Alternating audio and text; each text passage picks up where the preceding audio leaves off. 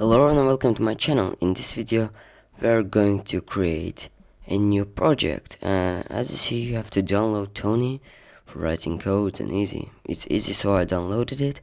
So in today's lecture we're going to learn how to find the area of the circle by coding. For example, so first of all we'd like to import mass. So to do that we write import and we write the mass. That's all. We imported mass. Now let's create a new variable called radius, because we would like to import radius.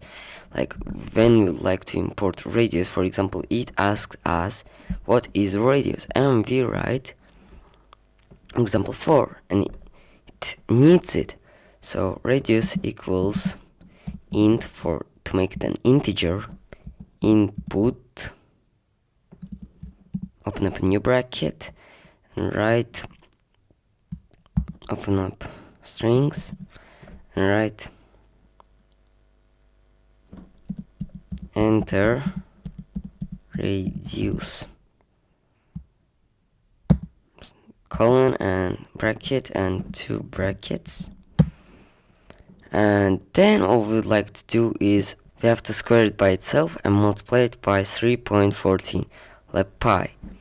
So let's create a new variable called area equals, also we need to round it, so it equals round, open up brackets, write radius,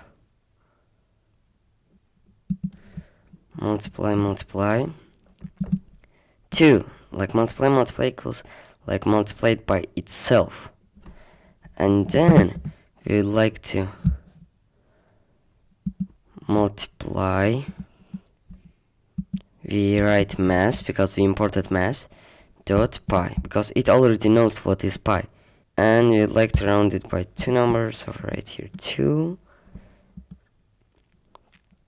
So then we write print,